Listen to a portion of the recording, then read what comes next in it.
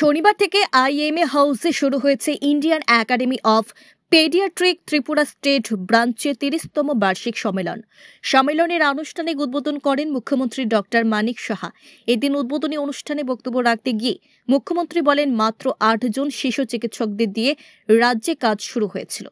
বর্তমানে শিশু চিকিৎসকের সংখ্যা বেড়ে দাঁড়িয়েছে 88 জন। মুখ্যমন্ত্রী বলেন, রাজ্যে চিকিৎসা পরিষেবা যথেষ্ট উন্নতি হয়েছে। এদিন বিশেষ করে শিশুদের চিকিৎসা সংক্রান্ত বিষয় নিয়ে কথা বলতে গিয়ে মুখ্যমন্ত্রী বলেন, শিশুদের সুস্বাস্থ্যের বিষয়ে সবচেয়ে বেশি দায়িত্ব পালন করে থাকেন শিশু চিকিৎসকরা। একজন চিকিৎসকের পাশাপাশি সামাজিক দায়বদ্ধতার কথা মাথায় রেখে শিশু চিকিৎসকদের কাজ করতে হবে বলে তিনি উল্লেখ করেন। রাজ্যের স্কুলগুলিতে শিশুদের চিকিৎসা সংক্রান্ত বিষয় এবং জনসচেতনতা বাড়ানোর উপর গুরুত্ব আরোপ করেছেন মুখ্যমন্ত্রী। প্রসঙ্গক্রমে তিনি বলেন, গতকাল রবীন্দ্র শতবার্ষিকী ভবনে স্কুল স্বাস্থ্য মিশন নামে একটি নতুন প্রকল্প চালু করা হয়েছে। এটি দেশের মধ্যে প্রথম বলে জানিয়েছেন মুখ্যমন্ত্রী। এছাড়াও স্বাস্থ্য পরিষেবা সংক্রান্ত বিভিন্ন বিষয় নিয়ে এদিন বিস্তারিত আলোকপাত করেন মুখ্যমন্ত্রী।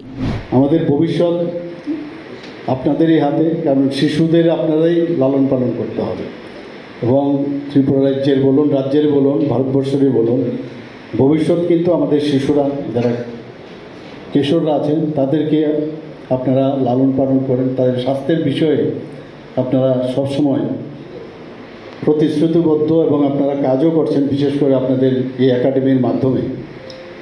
এবং তাদের যে শারীরিক, মানসিক, সামাজিক ও স্পিরিচুয়াল যে ডেভেলপমেন্ট, বৃদ্ধি এবং বিকাশ সব মিলে যেভাবে আপনারা কাজ করছেন, আমি নিশ্চিত যে আগামী দিনে ত্রিপুরা রাজ্যের যে যারা আমাদের নেক্সট জেনারেশন, তারা নিশ্চয়ই এই ত্রিপুরাকে সামনের দিকে এগিয়ে নিয়ে যাবে ইন অল ডিসিপ্লিন এবং ইন অল ডিরেকশন।